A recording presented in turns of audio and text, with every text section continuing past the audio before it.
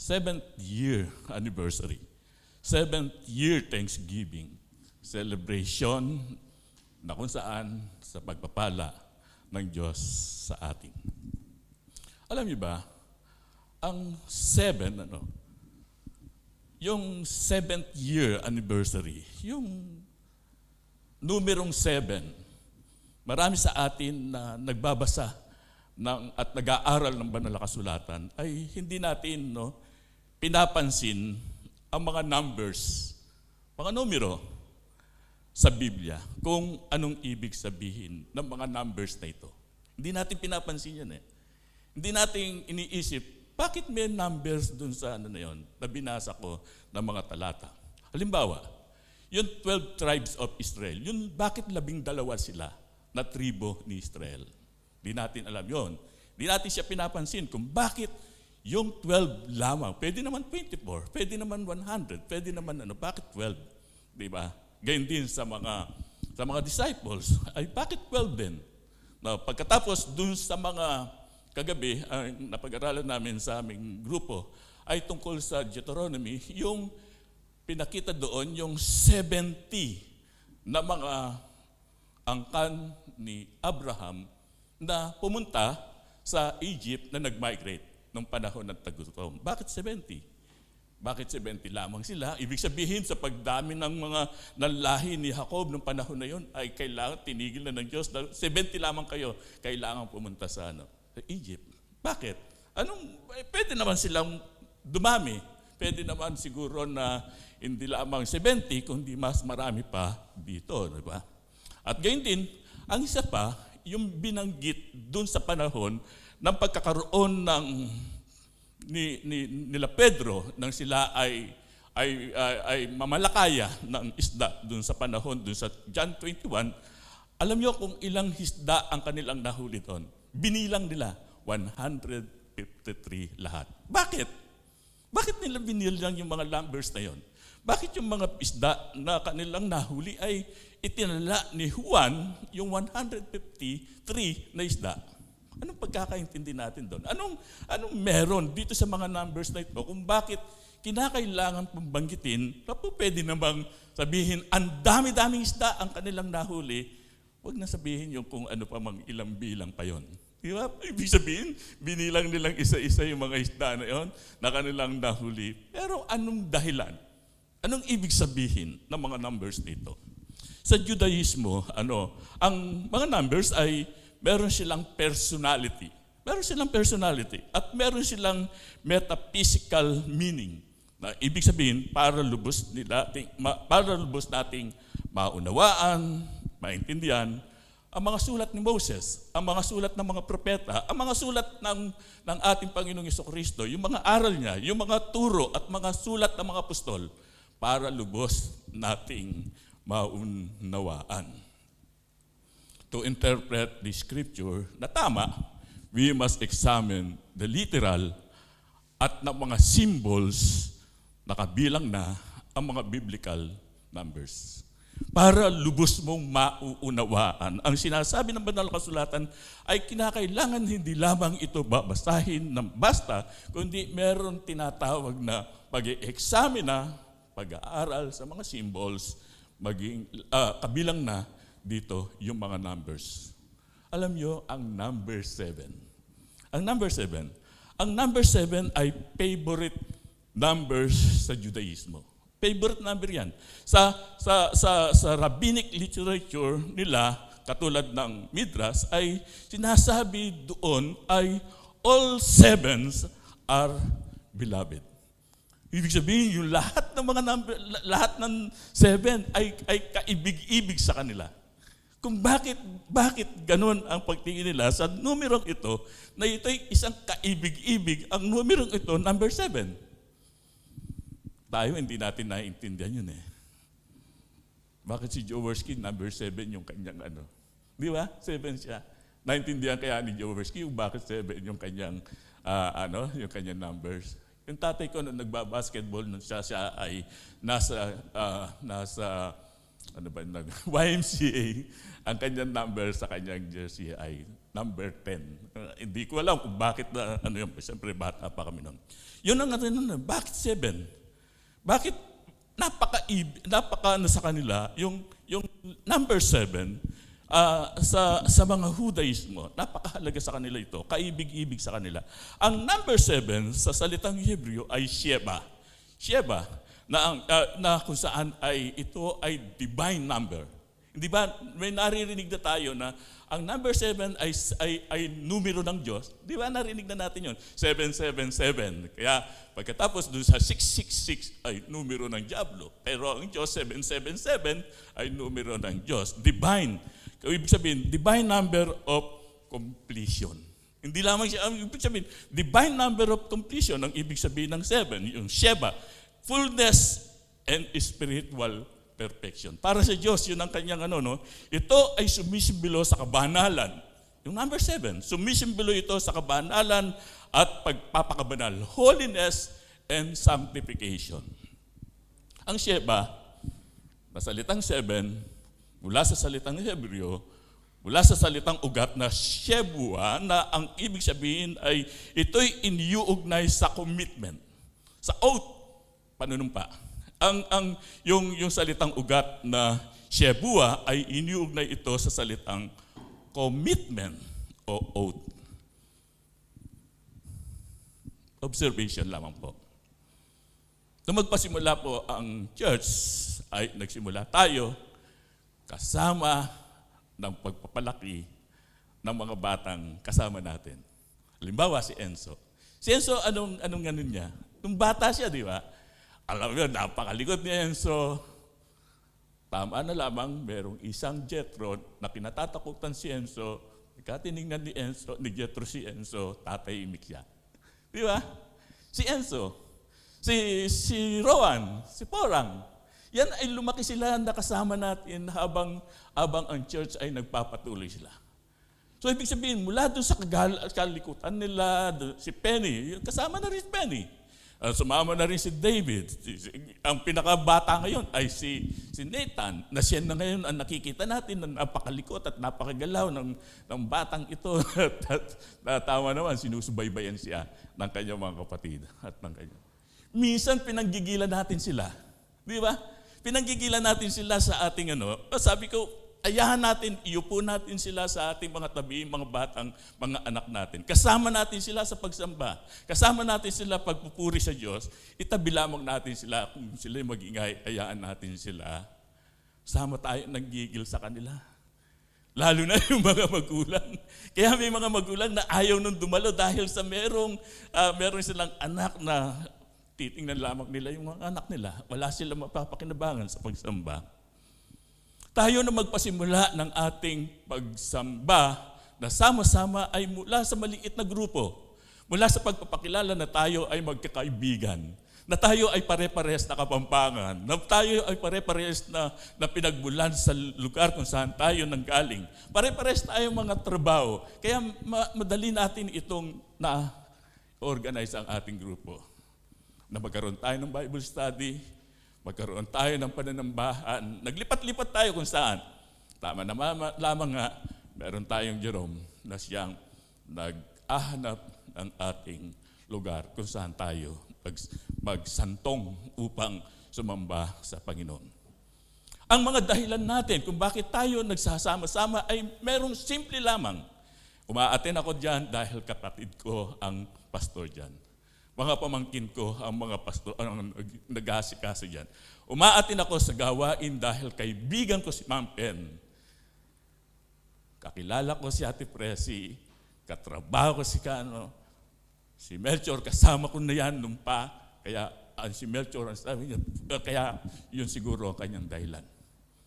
Iba-iba yung mga dahilan natin, bakit tayo nakikibahagi sa ating pananambahan. Dahil meron tayong mga personal attachment sa isa't isa. Meron tayong personal attachment. Dito sa loob ng 7 taon ng ating pagsasama-sama, dito natin nakita ang pag-uugali ng bawat isa sa atin. May ugali na kung saan ay nananahimik. May nag-ugali na kung saan ay kung magsalita ay parang siya na boss. Yung meron mga ugali na iba't ibang mga ugali. Dito natin nakita lahat yan. Pero pagdating ng ikapitong taon, ito ay kumpleto na binuo tayo, na nagbibigay tayo ngayon ng commitment, hindi sa kanino pa man, kung hindi sa ating Panginoong Hesukristo. Madalas ko sinasabi noon, mag-imbita kayo, sabihin nyo sa imbitahin nyo, sama kayo sa amin dahil gwapo ang aming pastor. Di ba nasabi ko yun? Kaya siguro yung iba dito, ng kanilang tingin, ang gwapo kasi yung pastor namin kaya ako umaatin dyan. Pero habang dumarating doon sa punto na 7 taon ng pagsasama-sama natin, naiiba na ang ating pananaw, naiiba na ang ating paningin, kasi kinukumpleto na tayo doon sa dapat nating tayo ay mag-commit. Kaya may mga kapatid tayo na kung saan mula doon sa 7 unang taon, sa ikapitong taon, doon sa gitna na yon, may nawawala. May nawawala. Ibig sabihin, hindi pa nakukumpleto yung sinasabi dito sa simbolo ng 7 taon o 7, number 7, ng ibig sabihin, ito ay salitang commitment o nanunumpa tayo na ako ay makikibahagi sa gawain dyan, hindi kanino pa man, hindi sa pagkain, kasi kumisan sa pagkain yun eh. Kahit ang intensyon natin, ang pagdalo natin ay sa pagkain, ikaw ba naman sa loob ng 7 taon yun ang magiging dahilan mo sa pagdalo mo sa puro lamang sa pagkain, hindi ka ba naman mananawa? Kakalimutan mo yun eh, di ba? Kakalimutan niya. Kaya si Melchor, sinabi ko itong na minsan sa kanya, hindi ako dumadalo dito para sa iyo, sabi sa akin, kundi para kay Kristo. Yun ang tama eh, di ba? Yun ang totoo, yun ang dapat bilang mga mananampalataya na sa loob ng 7 taon ng pagsasama-sama natin ay nagkakaroon tayo ng fullness, completion, perfection upang tayo magpatuloy sa ating pagsamba, sa ating paglilingkod sa ating Panginoong Hesukristo. Alam nyo, yung parable of the fig tree, dahil isinermon na Yati Presi. Yung palang fig tree, mula sa pagkakatanim niya, ay kinakailangan siya na magbunga 2 hanggang 3 taon. Dapat nagbubunga na siya ang fig tree. Sa loob ng 2 hanggang 3 taon, yun lang pala yung niya, no? Mula sa pagkakalagay niya sa lupa, lalaki yan, uusbong yan, lalaki yan, lalago yan, at magbubunga yan pagdating ng 2 at 3 taon. Alam niyo, yung 1 pang taon ng pagbubunga ng fig tree, hindi siya aanin na may-ari ng fig tree. Aayaan ang mga bunga nito ng mga lalaglag sa lupa. Hindi ito kukuhanin, hindi ito kakainin, aayaan lamang yon. Dahil ito ay hindi para sa may-ari ng bunga sa unang pagbunga ng fig tree. Aayaan kung aayaan lamang dun sa kung tuloy natin, no? Papansinin natin, maglalaglag yung mga fig tree, yung mga bunga ng fig tree doon sa lupa. Ano mangyayari doon? Ayaan lang siya. Di ba magiging din yon? Binhirin yon, nasisibol din yon. Dadami ang mga fig tree, kaya umuunlad at lumalago. 1 year. Nakikinabang pa lamang ang may-ari pagkatapos pa ng 1 pang taon. Kaya doon sa fig tree parables, ang sabi ng may-ari, 3 taon na akong pumupunta-punta dito sa fig tree na ito, wala akong masumpungang bunga, mabuti pa ang sabi niya doon sa tagapag-alaga, putulin mo na, makakasagabal lamang siya sa lupa. Wala siyang kwenta na dapat siyang putulin. Pero ang sabi ng nag-aalaga sa kanyang Panginoon, nakikiusap po ako. Ang tagapag-alaga ay nagkikipag-usap, ang sabi niya, bigyan pa po natin siya ng isa pang taon. Yung isang taon. Isang taon. Ilang taon na siya? 3 years, dapat nagbubunga na siya. 3 taon siyang pumupunta-punta ang may-ari ng lupa. Hindi siya makasumpong. At dapat sana nagbunga na siya, yung hindi na sana sa 7 taon. Pero ang sabi na nangahalaga nito ay bigyan pa po natin siya ng isa pang taon. Ang ibig sabihin ay 8 taon. 8 taon. Pang 8 taon niya. Pagka ang sabi ng nag-aalaga, kinakailangan ko siyang alagaan pa, lagyan ko siya ng pataba. Sa loob ng isa pang taon na ito ay pumapatak na 8 taon na ang ibig sabihin. Alam niyo po ba, ang ibig sabihin ng 8 sa Hebrew, ang 8 ay sinasabing Shemona. Shemona, 8. Number 8. Shemona. Ito ay related dun sa sinasabing Shuman, na ang ibig sabihin ay related ito dun sa fat. Taba. Tumutukoy ito dun sa more than enough. Ibig sabihin, kumpleto. Sobra na siya. Doon sa 8 taon, ang paningin ng nagmamay-ari, kung bibigyan pa natin siya ng taon, ng isa pang taon, doon sa parable of the fig tree, kung bibigyan pa natin siya ng isa pang taon, ng tagapag-alaga, ay more than enough na kailangan siyang magbunga. At kung hindi, sabi niya, doon natin siya puputulin. Talagang hindi siya magbubunga sa loob na kahit pa alagaan mo pa yan ng ilang pang mga taon, kung doon sa panahon na yon na binigay sa kanya na dapat siya magbunga, ay hindi siya magbunga, dapat na natin siyang itumba dahil wala na siyang kapakinabangan sa lupa at nagiging sagabal lamang doon sa mga dapat pang gawing itanim dun sa... Ang 8, tinatawag na numbers, ito ay pasimula ng bagong simula. Yun ang 8. Alam niyo po, sa awit 119, na sinasabing pinakamahabang chapter ng Biblia. Di ba? Narinig na natin ito sa sermon ni si Jerome ang nagsabi nito, na pinakamahabang chapter sa banal na kasulatan ang 119 ng awit. Dito din sa chapter na ito ay mamamangha ka dito sa chapter na ito. Dito sa chapter 119 ay maa-amaze tayo kung ating itong titingnan at pag-aaralan ang buong chapter 119 ng awit, no? Dito mamamangha ka, mababasa natin kasi ang pinakamahabang acrostic sa banal na kasulatan.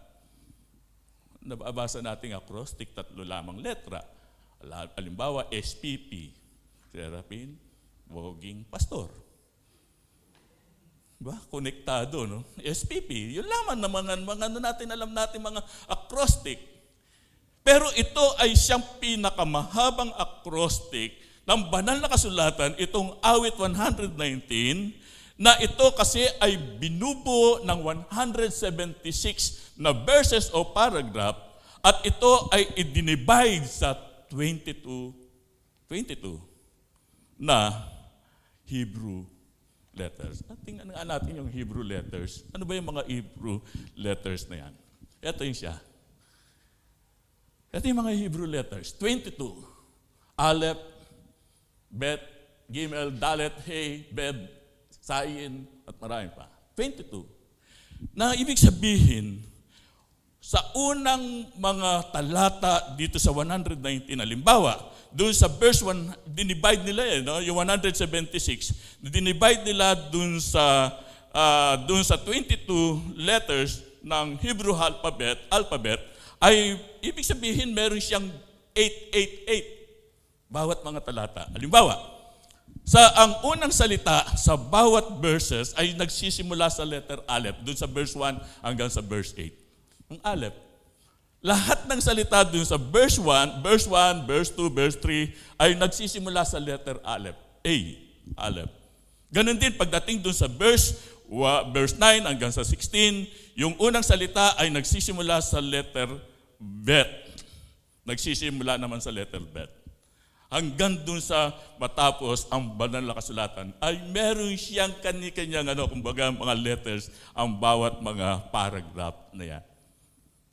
Kala ko nga ang lang dun, ang acrostics dun yung isang salita, halimbawa verse 1, dun lamang yung Aleph yung salitang na nagsisimula sa letter Aleph. Ngayon pala bawat verse meron siyang simula yung letter Aleph at saka yung iba pa mga letters dito.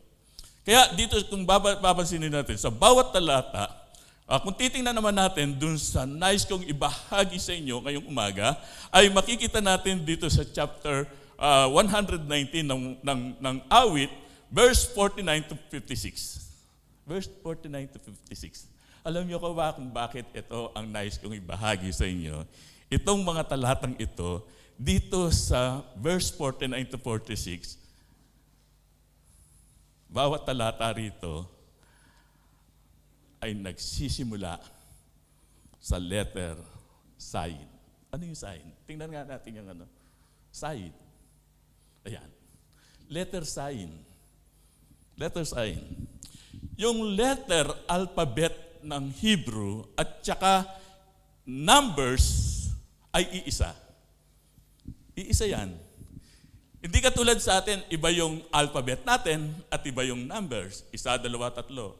Ang ang alphabet natin, abakada. Pero sila ay yung Aleph, siya na rin ang 1. Yung Bet, siya rin ang 2. Yung Zion, ang siya rin ang 7. Ibig sabihin, iisa yung kanilang isa yung alphabet nila, ay siya na rin kanilang mga numbers.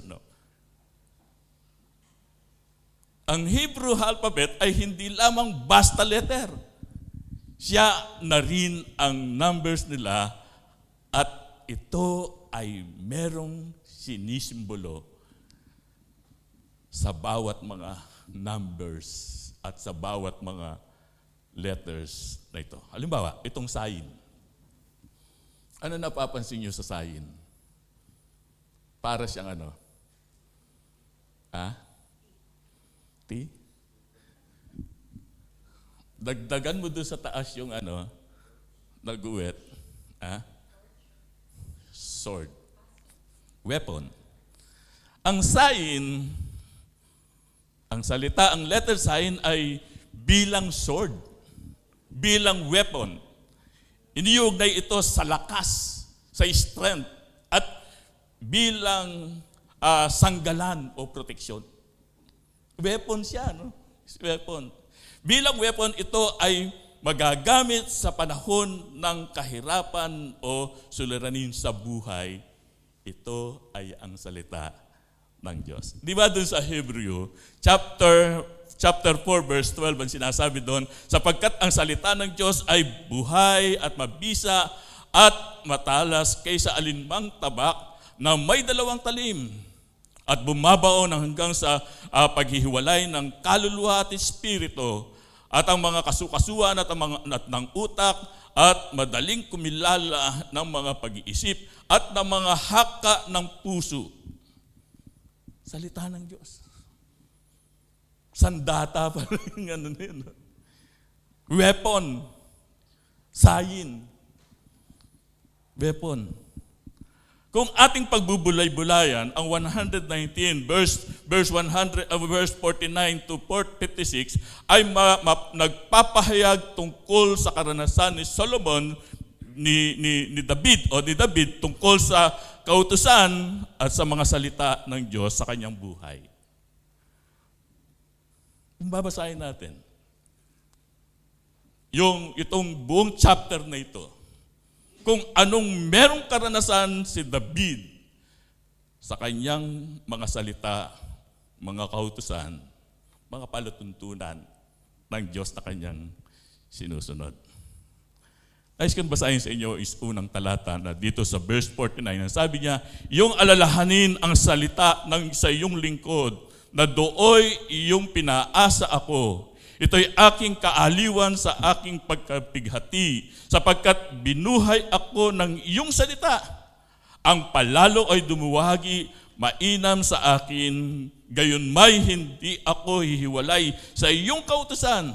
Ang aking inaalala ang mga kahatulan mo ng una, O Panginoon, at ako'y naaliw sa sarili. Maalab na galit ang humawak sa akin dahil sa masama na nagpabaya ng iyong kautusan. Ang iyong mga palatuntunan ay maging aking mga awit sa bahay ng aking pangingibang bayan. Aking inaalala sa gabi ang pangalan mo, O Panginoon, at sinunod ko ang iyong kautusan. Ito ang tinamu ko sapagkat aking iningatan ang mga tuntunin. Yung unang sinabi doon ay remember, alalahanin. Sa English, yung sa English ang sinasabi doon ay remember your word to your servant. You have given me hope through it. Alalahanin mo. Iyong alalahanin ang salita sa iyong lingkod. Si David yun ang nagsasalita. Remember, para sa akin, alam niyo po ba ang remember? Para sa akin, ay ito'y isang salita na namamagitan sa dalawang nag-iibigan. Sa dalawang tao na nagkakasundo. Remember, dalawang magkarelasyon. Ito ay salitang namamagitan sa kanila. Yung remember. Marami tayong karanasan bilang mga naging binata tayo, nanligaw tayo. Pagkahihingi tayo sa ating girlfriend o boyfriend o siyota, ang sasabihin natin ay, alalahanin mo, meron kang pangako sa akin. Di ba? At Presi, nung kami nagliligawan pa noon, sabi ko, ang ano namin dyan yung pagka meron akong inihiling sa kanya, sabagay, hindi ko naman kwento ko lang, ay pagka may hiling ka sa kanya, sabihin mo, meron kang pangako. Sabi mo, sa susunod na araw, pwede na akong makakiss sa'yo. Ganun din. Di ba?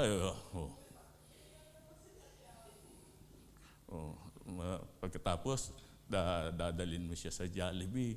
Pagkatapos, sasabihin mo, may pangako ka na dapat na makakakiss na ako sa iyo. Sa Jollibee. Katapos, hindi naman magiging ano. So, inaano mo, ini-invoke mo yung pangako. Marami sa atin yung gano'n, di ba? Ini-invoke natin, remember, meron kang pangako. Kaya nung hindi ko siya makuha dun sa pangako niya, nagawan ko na lang siya ng kiss dun sa tubigan. Sa tubigan, no? Ang ganda ng ano. Nung siya'y inatid ko dun sa bahay, dun sa tubigan. Tubigan Street, hindi dun sa... hindi po tubigan dun sa lawa-lawa, no? Hindi gano'n. Nung pagsara nung gate, yung gate medyo, bago sinara yung gate, inano ko na, nismak ko na siya kanyang dito. Tok! Kanya. Hanggang ngayon ay hindi ko siya makalimutan dahil kasi yun ang aking first kiss. Sa isang babaeng ipinagkatiwala sa akin ng Panginoon ay si Ate Presi. Ayan ang kagandahan sa mga pastor. Dahil si-share niya yung mga moment na magaganda sa buhay pagka siya nagsisermon. Kaya mag-enroll kayo sa ating training. Shancho, enroll ka sa training. Isang pagkakataon ay, baka dito mo may share si Ate Reby, yung mga moment ninyo. Tingnan mo sa amin dalawa ni Ate Presi. Moment. Si Alan. Si Alan, marami rin karanasan niya na pwede niyang i-share sa labing-labing nila ni Ate Lorraine. Kaya maganda talaga ako yung nagsasalita dito, hindi dun sa Kaya sabi ko sa inyo, personal ang ating pagkukwentuhan. Remember, alalahanin, para sa akin ito ay salita sa dalawang magkarelasyon. Ito sa salitang namamagitan sa kanilang dalawa. Kapag sinabi mo sa iyong karelasyon, yun nga sinabi ko, remember, alalahanin mo, may pangako ka sa akin. Di ba? Sabi mo, pagdadalan mo ako ng, di ba yung ganon, hindi ka nagdala. Ang salitang remember sa Hebrew ay sakar, na ang ibig sabihin ay to bring someone to mind and then act on that person's behalf. Yun ang ibig sabihin, sakar, to bring someone to mind. Dalhin mo, muli mong ibalik sa isipan ng iyong kausap yung kanyang pangako para gawin niya para sa iyo ang kanyang ipinangako. Yun ang ng sakar. Dito nang galing yung salita, ang pangalan ni Zacarias, sakar.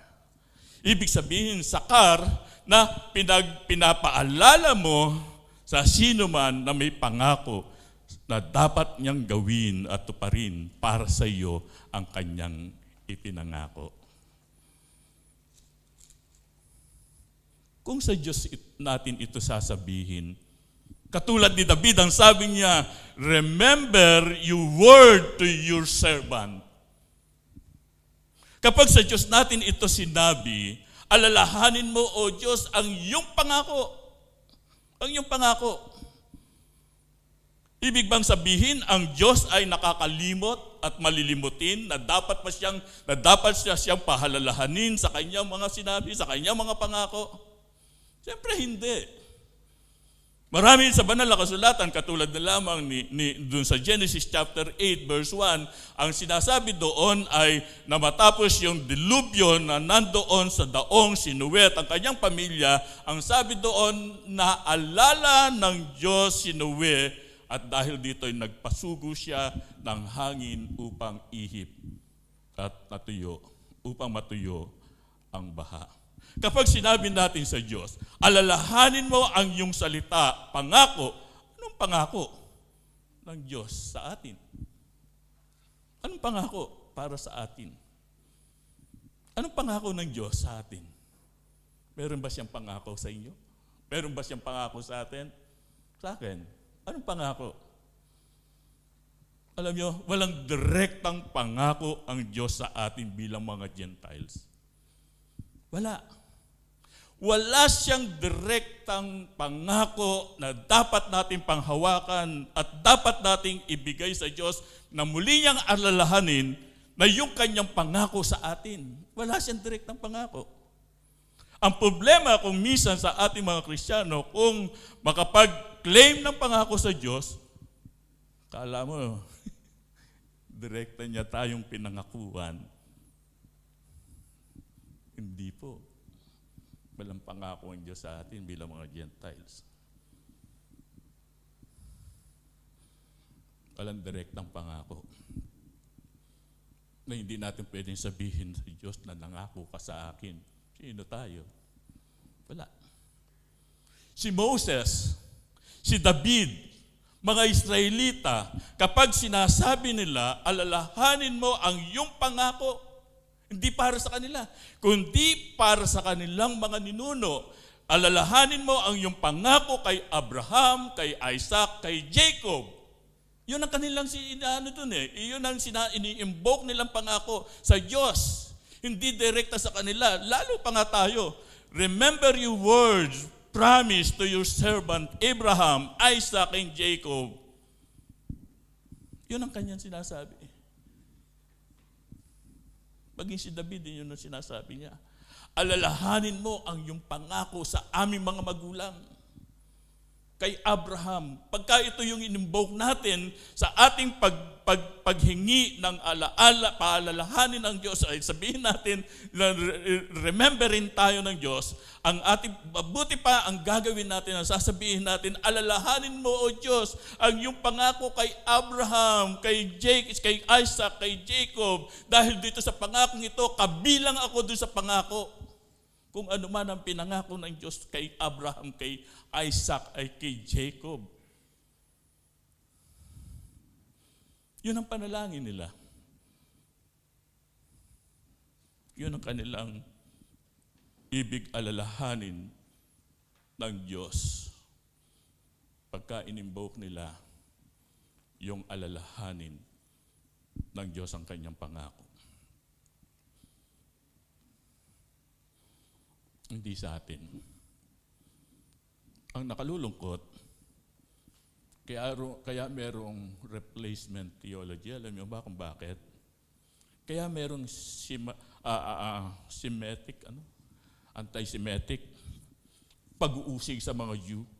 Alam niyo kung meron kasing may mga theology yung ang Israel ay hindi na siya pinahalagahan ng Diyos. Itinakwil na siya ng Diyos.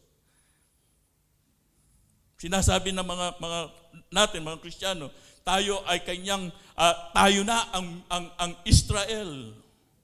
Ang spiritual Israel, yung church na. Tayo mga Kristiyano. Kaya nga, kahit yung mga Kristiyano umuusig sa kanila, kahit dahil dun sa mga sermon at mga aral na yon. Paano kung ang isasagot ng Diyos pagka sinabi natin, remember your word to your servant? Paano kung ang isasagot ng Diyos sa iyo ay ito? Doon sa awit 50 verse 16 to 17, ang sabi doon, ang tanong ng Panginoon ay sa masamat mga buktot, bakit ninyo inuusal ang yaong aking mga utos? At bakit ang paksa ninyo ay sa tipang na tutugod, pagka kayo ay itinutuwid, agad kayong napopoot at ni ayaw na tanggapin yaong aking mga utos. Di ba? Kumbaga anong karapatan? Kung titingnan natin, anong karapatan mo at sasabihin mo sa Diyos, remember your words. Remember your promise. Paano kung itugon ng Diyos sa atin ay, bakit? Sinusunod mo ba ang salita ko? Bakit? Sinusunod mo ba ang aking mga kautusan? Bakit? Pagka ikaw nga ay itinutuwid, ay nagmamaktol ka.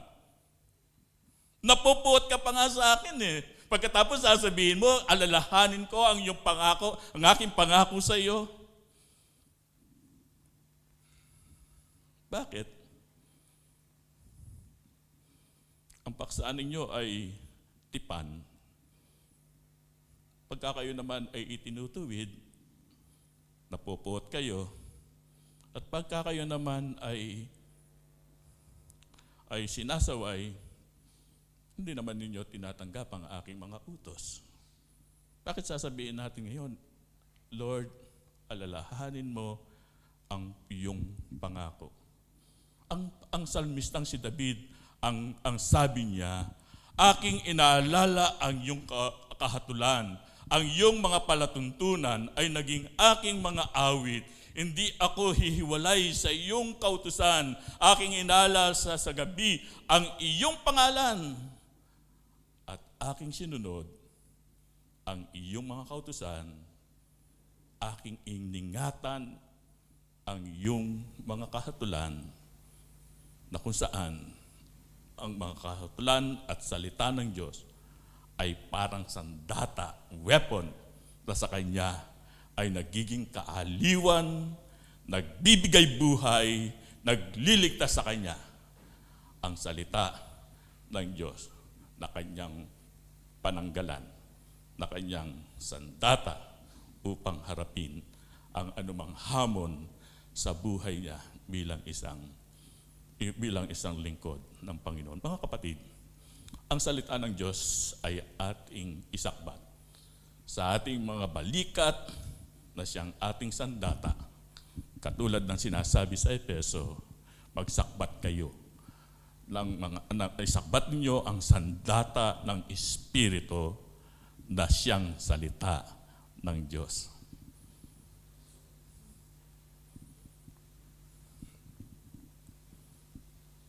Alalahanin natin ang mga salita ng Diyos sa buhay ng bawat isa sa atin. Lumalago na tayo sa ating buhay spiritual. Nawa ay magpatuloy tayong manghawak sa mga salita ng Diyos na siyang tangi lamang nating sandata sa buhay na ito, sa daming hamon ng ating mga paglilingkod, ng ating mga buhay spiritual bilang mga mananampalataya. Tayo pang lahat ay tumayo.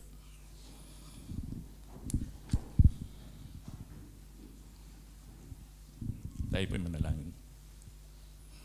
Ama naming Diyos na makapangyarihan sa lahat, pinupuri ka namin at pinasasalamatan ngayong umaga sa iyong pagpapala sa bawat isa sa amin. Sa kabila ng aming mga kakulangan, sa buong panahon ng aming pagpapasimula sa munting grupong ito, na kung paano mo kami inakay, pinagsama-sama, ang totoo'y naggaling kami sa iba't ibang lugar sa Pilipinas. Na pinaintulot mo, ginawa mo ang iyong plano sa iyong mga anak. Mula sa dakong ito, ay pagsasama-samahin mo kami upang maglingkuran sa isa't isa. Dakilang Diyos, sa buong taon ng aming pong pagsasama-sama, nakita namin ang mga kulangan ng bawat isa sa amin. Kami bilang mga tagapanguna ay may nakita ang aming mga kapatid na mayroong kaming kakulangan. Ang aming mga kapatid ay nakita rin namin na meron din silang mga kahinaan. Na sa kabila ng ang lahat ng ito sa loob ng 7 taon ay kunumpleto mo upang lalo pa kaming mag-commit. Manatili na maglilingkod. Manatili sa pagpapalago. Manatili sa pagsamba at pagsasama-sama namin bilang mga kakapatid habang inihintay namin ng maluwalhating araw ng muling pagparito ng aming Panginoong Jesucristo. Pangalan ni Jesus. Amen.